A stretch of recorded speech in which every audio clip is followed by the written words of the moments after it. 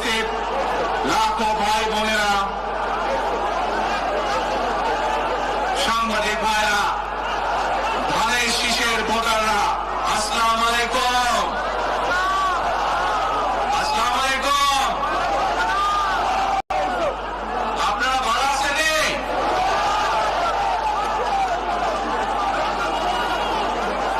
আলহামদুলিল্লাহ। প্রিয় ভাই বোনেরা, এই যে আপনারা এখানে আজকে লক্ষ লক্ষ মানুষ আজ এখানে সমবেত হয়েছেন, এই লক্ষ লক্ষ মানুষ সমবেত হওয়ার এই পরিস্থিতি তৈরি করার জন্য হাজারো মানুষ প্রাণ বিসর্জন দিয়েছে গত 15 বছর।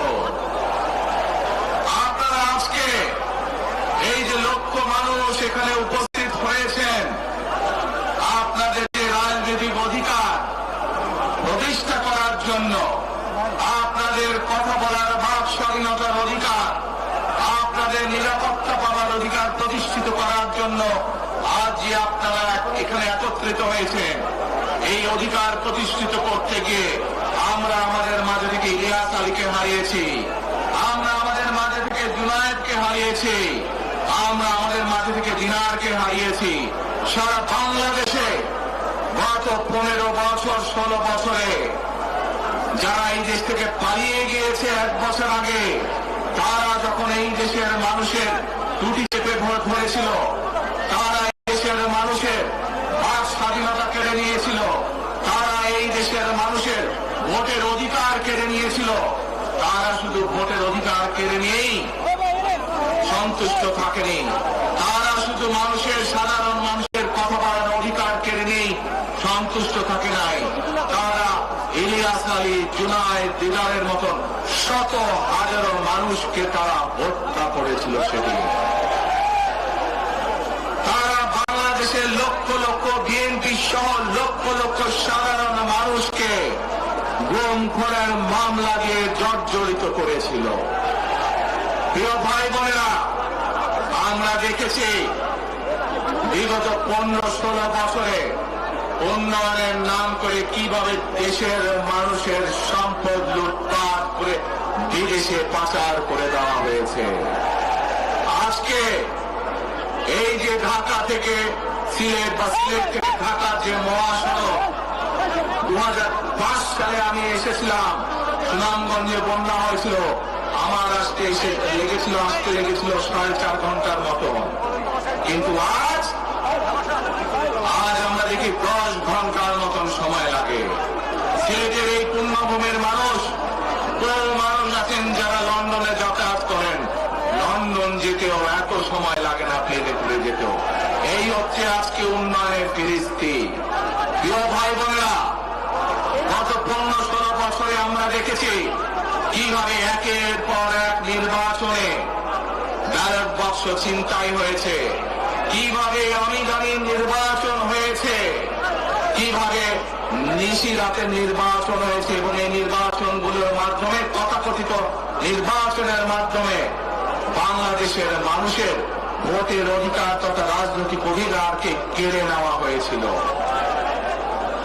আজ আমরা এখানে একত্রিত হয়েছি, সেই মানুষগুলো জীবনের বিনিময় যারা আমাদের সকলের জন্য রাজপথে নেমে এসেছিল। আমরা আজ এখানে একত্রিত হতে পেরেছি সেই মানুষগুলোর ত্যাগের বিনিময়ে যারা বিভিন্নভাবে নির্যাতিত হয়েছে, অত্যাচারিত হয়েছে, পঙ্গুত্ব বরণ করেছে। 2024 সালের 5ই আগস্ট ছাত্র জনতার অভ্যুত্থানের ভিতর দিয়ে বাংলাদেশের মানুষ 71 সালে যেভাবে দেশকে স্বাধীন করেছিল, 2024 সালের 5ই আগস্ট সেই স্বাধীনতাকে বাংলাদেশের মানুষ রক্ষা করেছে তাদের অধিকারকে প্রতিষ্ঠিত করার জন্য। প্রিয় ভাই বোনেরা, এখানে বহু মুরব্বী উপস্থিত আছেন, যারা কালের সাক্ষী শহীদ রাষ্ট্রপতি জিয়াউর রহমানের সময় কিভাবে দেশে বহুদলীয় গণতন্ত্র রচিত হয়েছে। বহু ভাই বোনেরা এখানে উপস্থিত আছেন যারা কালের সাক্ষী দেশ ও নেত্রী খালেদা জিয়ার সময় কিভাবে দেশে সংসদীয় গণতন্ত্রের ভিত্তি রচনা করা হয়েছিল। প্রিয় ভাই বোনেরা, একটু আগে আমরা বলেছি, আমি আমার বক্তব্যে বলেছি, ঢাকা সিলেট মহাসড়কের উদাহরণ দিয়ে যে কিভাবে এই দেশের তথাকথিত উন্নয়ন করার নামে দেশ থেকে মানুষের অর্থ লুটপাট করে নিয়ে যাওয়া হয়েছে। আমরা এই অবস্থার পরিবর্তন করতে চাই। ভাই বোনেরা, আপনারা কি আমার সাথে আছেন এই অবস্থার পরিবর্তন করতে? আলহামদুলিল্লাহ। প্রিয় ভাই বোনেরা, আমরা সারা বাংলাদেশের কৃষক ভাইদের পাশে দাঁড়াতে চাই। ইনশাল্লাহ আপনারা আগামী 12 তারিখে ধানের শীষকে জয়যুক্ত করতে পারেন। আমরা ইনশাল্লাহ সারা বাংলাদেশের কৃষকদের পাশে তাহলে দাঁড়াতে পারবো। আমাদের চান কৃষক ভাইদের পাশে? আলহামদুলিল্লাহ। প্রিয় ভাই বোনেরা, আমরা দেখেছি শহীদ রাষ্ট্রপতি জিয়া রহমানের সময় এইভাবে খাল খনন করা হয়েছিল সারা বাংলাদেশে, এবং সেই খাল খনন করার মাধ্যমে কৃষকদের সেচ সুবিধা সহ মানুষের পানির সমস্যার সমাধান হয়েছিল। জানেন আপনারা যে খাল খনন নিয়ে কে কে জানেন? কে খাল খননের কথা শুনেছেন? এই তো হাজারো মানুষ হাত তুলেছে। প্রিয় ভাই বোনেরা, বিএনপি ইনশাআল্লাহ 12 তারিখের ভোটে নির্বাচিত হলে আমরা আবার খাল খনন কর্মসূচি শুরু করতে চাই। সারা দেশে, সিলেটের মানুষ সারা দেশে খাল খনন শুরু করতে চাই। কারা কারা খাল খনন করতে চান? আলহামদুলিল্লাহ। আমরা দেশে খাল কাটবো, দেশের নদীতে পানি নিয়ে আসবো, খালে বিলে পানি নেবো। কেন? আপনাদের মনে আছে কয়েক বছর কিভাবে ওই পাশ থেকে পানি ছেড়ে দেওয়া হয়েছিল, সারা সিলেট শহর এসে গিয়েছিল বন্যার পানিতে, মনে আছে? সেজন্যই আমরা বলেছি একটি কথা, আমরা দেখেছি গত 15-16 বছর কিভাবে এই দেশকে অন্য দেশের কাছে বন্ধক দিয়ে দেওয়া হয়েছিল। সেজন্যই আমি বলেছি, দিল্লি নয়, দিল্লি নয়, নয় অন্য কোনো দেশ, বাংলাদেশ। প্রিয় ভাই বোনেরা, আমি আরেকটি কথা বলেছিলাম, যখন স্বৈরাচার এই দেশের মানুষের ঘাড়ে চেপে বসেছিল, সেই কথাটা ছিল টেক ব্যাক বাংলাদেশ। মনে আছে? যে আমরা টেক ব্যাক বাংলাদেশের অর্ধেক পথে, হাফ পথে এসে দাঁড়িয়েছি, অর্ধেক পথে এসে দাঁড়িয়েছি। দেশকে আমরা স্বৈরাচার মুক্ত করেছি, আমরা গণতন্ত্রের প্রতিষ্ঠার যাত্রা শুরু করেছি। এখনো সেই যাত্রা শুরু হয়নি। 12 তারিখে ধানের শীষকে নির্বাচিত করার মাধ্যমে গণতন্ত্রের সেই যাত্রা শুরু হবে। টেক ব্যাক বাংলাদেশ মানে শুধু গণতন্ত্রই রক্ষা নয়, এর সাথে আরো কথা আছে। ওই যে বললাম খাল খনন, ওই যে বললাম কৃষক ভাইদের পাশে দাঁড়ানো, শুধু এখানেই থেমে থাকলে চলবে না। আমাদের দেশের জনসংখ্যার অর্ধেক হচ্ছে মা বোনেরা, অর্থাৎ নারী সমাজ। এই মা বোনদের কাছে আমরা নির্বাচিত, ইনশাল্লাহ 12 তারিখে ধানের শীষ নির্বাচিত হলে আমরা তাদের কাছে তাদেরকে স্বাবলম্বী করে গড়ে তোলার জন্য, এখানে আপনাদের যাদের সংসার আছে জানেন, স্বামী স্ত্রী দুইজনে মিলে সংসার সুন্দর হয়, যাতে আমাদের মায়েরা আপনাদের পাশে, বোনেরা আপনাদের পাশে থেকে সংসারকে সচ্ছলভাবে গড়ে তুলতে পারেন। আমরা গ্রামে গ্রামে, শহরে শহরে সকল দুস্থ পরিবার যারা আছে, মধ্যবিত্ত নিম্নমত সকল পরিবার কাছে ফ্যামিলি কার্ড পৌঁছে দিতে চাই। এই ফ্যামিলি কার্ডের মাধ্যমে আপনার পরিবার, আপনার মা বা আপনার স্ত্রী, আপনার বোনের মাধ্যমে আপনার পরিবার সহযোগিতা পাবে। কিন্তু এই ফ্যামিলি কার্ডকে যদি বাস্তবায়ন করতে হয় তাহলে কি করতে হবে? কি করতে হবে? ধানের শীষকে জয়যুক্ত করতে হবে। পারবেন ইনশাল্লাহ? মা বোন আছে যারা সেই সুবিধা পেয়েছিলেন। আজ সেই মা বোনদেরকে আমরা ফ্যামিলি কার্ডের মাধ্যমে খালেদা জিয়ার সরকার শিক্ষার সুযোগ করে দিয়েছিলেন।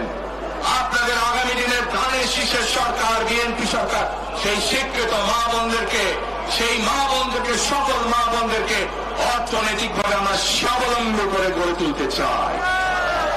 প্রিয় ভাই বোনেরা, আসেন এবার টেক ব্যাক বাংলাদেশের আরেকটি কাজ বাকি আছে। সেই কাজ হচ্ছে আমাদের দেশের লক্ষ লক্ষ যুবক যুবতী অর্থাৎ তরুণ সমাজের সদস্যরা, যুব সমাজের সদস্যরা, লক্ষ লক্ষ সদস্যরা বেকার হয়ে বসে আছেন, আছে না? এই বেকারদের জন্য আমরা কর্মসংস্থান তৈরি করতে চাই। সিলেটের মানুষ আদান নিচ্ছে, আচ্ছা আদানটা হচ্ছে, আদান তো শেষ হয়ে যাবে।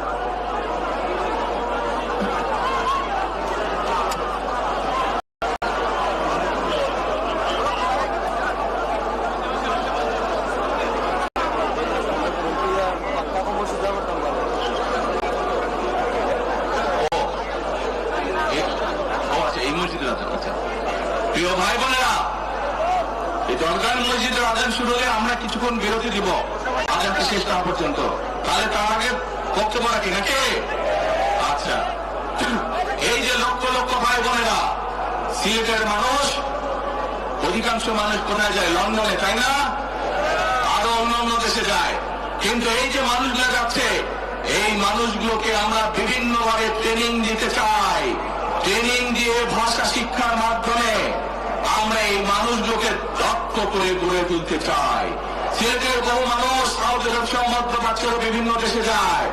আমরা এই মানুষগুলোকে দক্ষ করে গড়ে তুলে কর্মসংস্থানের সুযোগ তৈরি করতে চাই। কিন্তু সেই সুযোগ তৈরি করা একমাত্র তখনই সম্ভব যখন কে আপনার ধানের শীষকে জয়যুক্ত করতে পারবেন। কি পারবেন? যুব সমাজের কর্মসংস্থান তৈরি করতে চাই।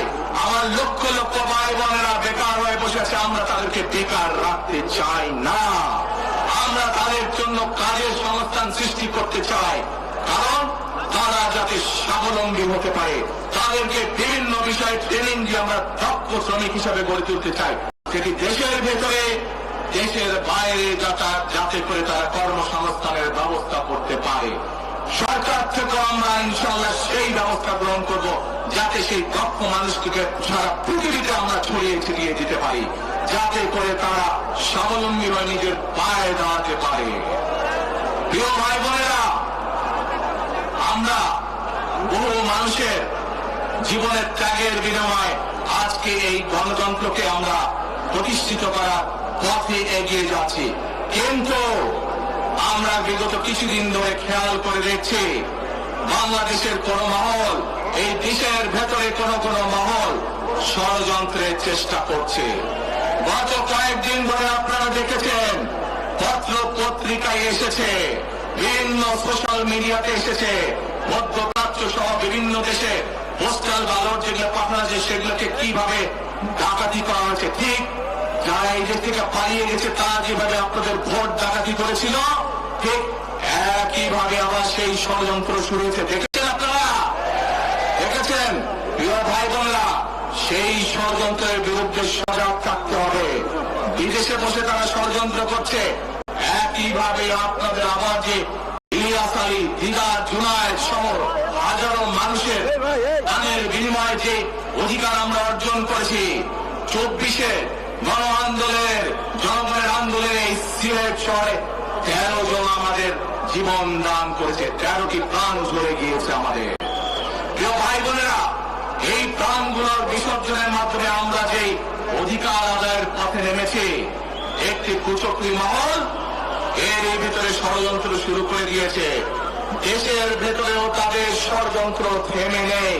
কিন্তু 2024 সালের 5ই আগস্ট এই বাংলাদেশের জনগণ প্রমাণ করে দিয়েছে যে বাংলাদেশের জনগণ ঐক্যবদ্ধ থাকলে, ঐক্যবদ্ধভাবে নেমে আসলে যে কোনো ষড়যন্ত্রকে বাংলাদেশের মানুষ প্রতিহত করতে পারে। পারবেন আপনারা প্রতিহত করতে? ইনশাআল্লাহ। প্রিয় ভাই বোনেরা, এখন আমি আপনাদের সামনে একটি প্রশ্ন করতে চাই। এইখান থেকে আমার সামনে যারা বসে আছেন, এর মধ্যে থেকে মুরব্বী যারা বসে আছেন, ওমরা বা হজ করতে গিয়েছেন, এরকম একজন হাত তুলে ওমরা বা হজ করে আসছেন, একজন মুরব্বী মানুষ, ওই যে লাল টুপি পরে নিয়ে আসো তোমাকে। আপনি আসেন দেখি সামনে, সামনে আসেন, আমার কাছে আসেন।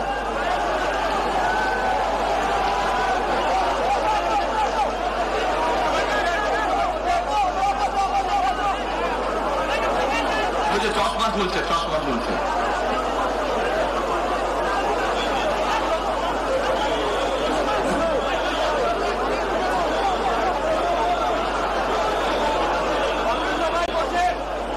আপনারা বসেন, উনি এখনই মঞ্চ উঠবে, আপনারা সবাই দেখতে পারবেন এই মানুষটা।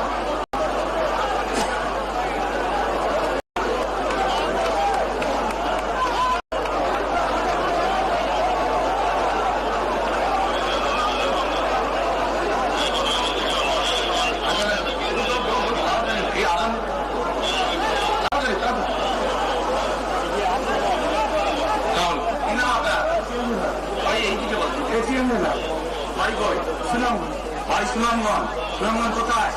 এই সুনামগঞ্জে মানুষ আছে এখানে? এই লোক আপনাদের মানুষ? আচ্ছা, এখন বলেন কবে গেছিলেন আপনি? হজে উমরায় গেছিলেন? এখন আমাকে বলেন, আপনি তো উমরা হজ করেছেন, আপনি কাবা শরীফে গেছেন, কাবা শরীফের মালিককে জোরে বলেন আল্লাহ। কাবা শরীফের মালিককে আল্লাহ। আল্লাহ। আমরা মুসলমান সবাই এই দিন দুনিয়ার আমরা যে পৃথিবী দেখি, পৃথিবীর মালিককে আল্লাহ। এই সূর্য নক্ষত্র যা দেখি তার মালিককে আল্লাহ। এর মালিককে আল্লাহ। রোজকের মালিককে আল্লাহ। আচ্ছা, কারণ আপনারা সকলেই সাক্ষী দিলেন দোজকের মালিক আল্লাহ, বেহেশতের মালিক আল্লাহ, এই পৃথিবীর মালিক আল্লাহ, কাবার মালিক আল্লাহ। আরে ভাই, যেটার মালিক আল্লাহ সেটা কি অন্য কেউ যার ক্ষমতা রাখে? রাখে না। তাহলে কি দাঁড়ালো? নির্বাচনের আগে একটি দল এই দিব ওই দিব বলছে, টিকিট দিব বলছে না? এটার মালিক মানুষ না। সেইটার কথা যদি সে বলে, সেরে কি করা হচ্ছে? হচ্ছে না? যার মালিক আল্লাহ, যার অধিকার শুধু আল্লাহ একমাত্র, সবকিছুর অধিকার উপরে আল্লাহর অধিকার। আগেই তো আপনাদেরকে ঠকাচ্ছে, নির্বাচনের পরে তাহলে কেমন ঠকাবে আপনাদেরকে বোঝে নেবা। শুধু ঠকাচ্ছেই না মানুষকে, যারা মুসলমান তাদেরকে শিরকি করাচ্ছে তারা। নাউযুবিল্লাহ। প্রিয় ভাই বোনেরা, কেউ কেউ বলে অমুককে দেখেছি, তমুককে দেখেছি, এবার একে দেখেন। প্রিয় ভাই বোনেরা, 1971 সালের যুদ্ধ, যে যুদ্ধে লক্ষ মানুষের প্রাণের বিনিময়ে দেশ স্বাধীন হয়েছে, আমাদের এই প্রিয় মাতৃভূমি, সেই মাতৃভূমিকে স্বাধীন করার সময় অনেকের ভূমিকা আমরা দেখেছি, যাদের ভূমিকার কারণে এই দেশের লক্ষ লক্ষ ভাইয়েরা শহীদ হয়েছে, এই দেশের লক্ষ লক্ষ মা বোনেরা তাদের সম্মানহানি হয়েছে। তাদেরকে তো বাংলাদেশের মানুষের মধ্যে দেখেই নিয়েছে। এখন প্রিয় ভাই বোনেরা, এই কুফরির বিরুদ্ধে, এই হঠকারিতার বিরুদ্ধে, এই মিথ্যার বিরুদ্ধে আমাদেরকে ঐক্যবদ্ধ হতে হবে। আমাদেরকে ওই যে টেক ব্যাক বাংলাদেশে থাকতে হবে। আমরা দেশকে স্বৈরাচার থেকে মুক্ত করেছি, এখন মানুষের অধিকারকে প্রতিষ্ঠিত করতে হবে। শুধু ভোট, শুধু কথা বলার অধিকার প্রতিষ্ঠিত করলে হবে না, মানুষকে স্বাবলম্বী করে নিজের পায়ে গড়ে তোলার ব্যবস্থা করতে হবে।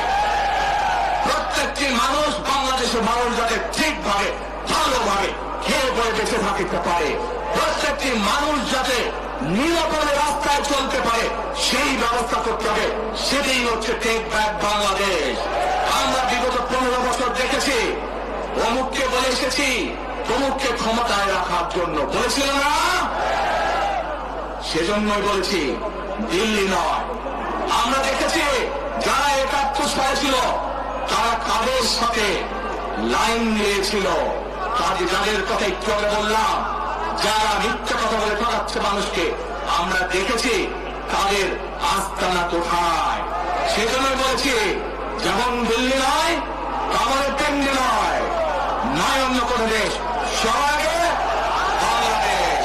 এবং যেহেতু আমরা বিশ্বাস করি দেশের মানুষই হচ্ছে আমাদের রাজনৈতিক সকল ক্ষমতার উৎস, সেজন্যই আমরা দেশের মানুষের ভাগ্য উন্নয়নে বিশ্বাস করি।